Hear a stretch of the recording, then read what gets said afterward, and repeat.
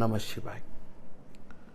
দর্শক বন্ধু, আজকের ভিডিওটা অনেকের কাছে যথেষ্ট গুরুত্বপূর্ণ হতে চলেছে, কারণ এমন কিছু ঘটনা আমাদের জীবনে ঘটে যার কোনো সহজ ব্যাখ্যা আমরা কখনো খুঁজে পাই না। হঠাৎ সুখী সংসারে অশান্তি, চিকিৎসা করছেন তাও রোগ সারছে না, ভয়ঙ্কর স্বপ্ন, কোনো কারণ ছাড়াই অকারণ দুর্গন্ধ ঘরের মধ্যে ভেসে আসা, অদৃশ্য কোনো শক্তির উপস্থিতি অনুভব করা। এসব যখন ঘটে আপনার ওপর, শুধুই কি কাকতালীয়? তন্ত্রশাস্ত্র ও প্রাচীন আধ্যাত্মিক মত অনুযায়ী এগুলি কালা জাদু, ব্ল্যাক ম্যাজিক বা অশুভ তান্ত্রিক প্রভাবের কারণেও কিন্তু ঘটতে পারে।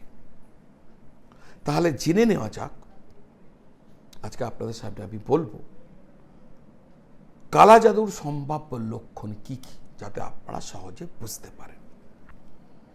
মূল পর্বে যাবার আগে আপনারা যারা আপনাদের জন্মপত্রিকা আমাকে দেখাতে চাইছেন, জ্যোতিষীয় প্রতিকার প্রতিবিধান করাতে চাইছেন, কোনো বিষয়ে আপনার পরামর্শ চাই, কোনো প্রশ্ন রয়েছে জ্যোতিষ সংক্রান্ত, তা জানতে চাইছেন, রত্ন কি ধারণ করবেন, কিভাবে সংগ্রহ করবেন, এ সমস্ত জানতে চাইছেন, আসল রুদ্রাক্ষ সংগ্রহ করতে চাইছেন, তাহলে এই স্ক্রিনের নিচে যে নাম্বার দেওয়া আছে 9830564500, এই নাম্বারে ফোন করে বা হোয়াটসঅ্যাপ করে যোগাযোগ করলে আমার অফিস থেকে বলে দেবে কিভাবে আপনারা আপনার বাড়িতে বসে অনলাইন ভিডিও কলের দ্বারা বা টেলিফোন কলের দ্বারা আপনাদের যাবতীয় জ্যোতিষ অনুসন্ধিৎসার উত্তর আপনারা পেয়ে যাবেন, বা কোনো জিনিস যদি প্রয়োজন হয় অনলাইনে তা আপনাদেরকে সংগ্রহ করে নিতে পারবেন। আর যদি মনে হয় সরাসরি এসে দেখা করবেন, তাহলে কবে কিভাবে দেখা করবেন, কবে দেখা হবে, কোথায় দেখা হবে, সেটি জানার জন্য ওই একই নাম্বারে হোয়াটসঅ্যাপ করলে বা ফোন করলে আমার অফিস থেকে বলে দেবে। যদি জ্যোতিষ সংক্রান্ত যে কোনো বিষয়ে আপনার প্রয়োজন হয়, আমার সাথে যোগাযোগ করে নিতে পারেন। তো জানা যাক কালা জাদুর দ্বারা আক্রান্ত হবার সম্ভাব্য লক্ষণগুলো কি।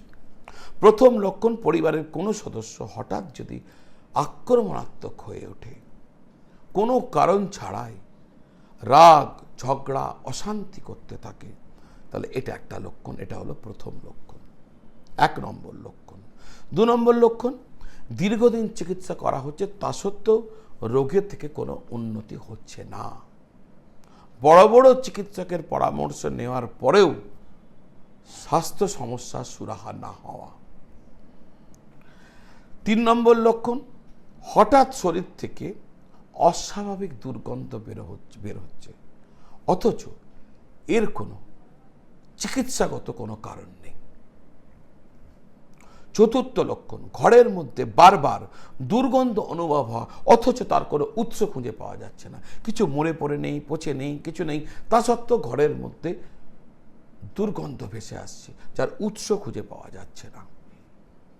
5ম লক্ষণ, কোনো পূর্ব লক্ষণ ছাড়াই ভয়ঙ্কর রোগের আক্রমণ।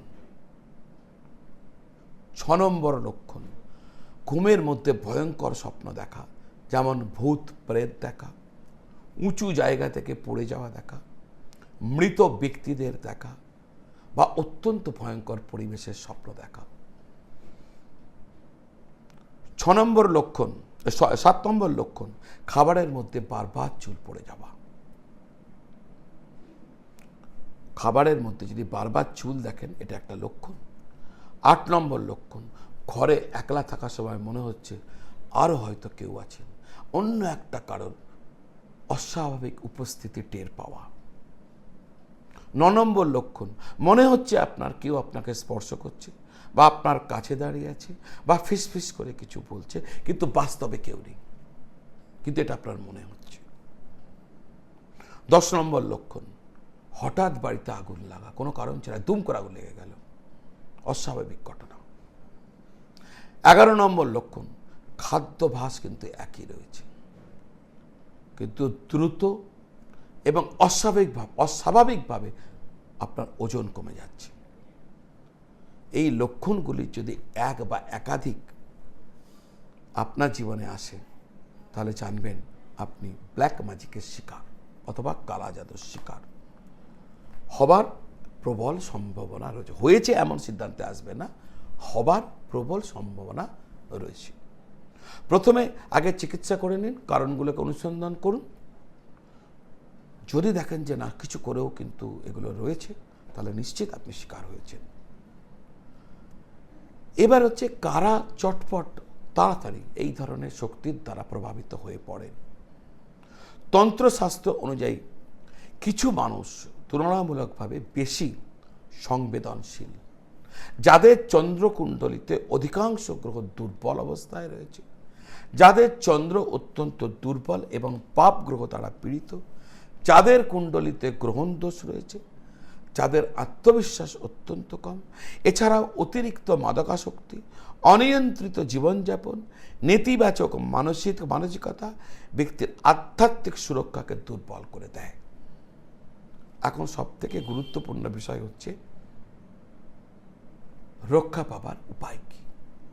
প্রথমত, অমাবস্যা, পূর্ণিমা বা বিশেষ তিথিতে অপরিচিত বা সন্দেহজনক ব্যক্তির দেওয়া খাবার হোক, প্রসাদ হোক, যাই হোক না কেন, তা গ্রহণ থেকে দূরে থাকুন।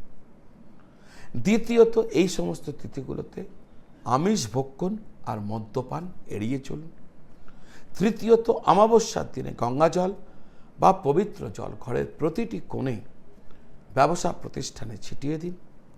আর সব থেকে মঙ্গলদায়ক হবে যদি নেপাল অরিজিন 9মুখী, 10মুখী, 11মুখী রুদ্রাক্ষ কুণ্ডলী দেখিয়ে যোগ্য জ্যোতিষের পরামর্শ অনুযায়ী ধারণ করতে পারেন। আপনার বাড়িতে সিদ্ধ যন্ত্র বা রক্ষা কবচ রাখা উচিত হবে। সন্দেহজনক ব্যক্তির থেকে খাবার বা প্রসাদ গ্রহণ করবেন না। ঘরে কোনো অস্বাভাবিক বস্তু বা তান্ত্রিক সামগ্রী বা সন্দেহজনক উপকরণ, যেমন মনে করুন লেবুকে সিঁদুর মেখে কেউ কেটে ফেলে রেখে গেছে আপনার বাড়িতে, বা কোনো রকমের ফুল ছিল না, হঠাৎ দেখলেন ছাদে বা সিঁড়িতে পড়ে আছে, তাহলে অভিজ্ঞ ব্যক্তির পরামর্শ নিয়ে সেগুলো যথাযথভাবে অপসারণ করুন।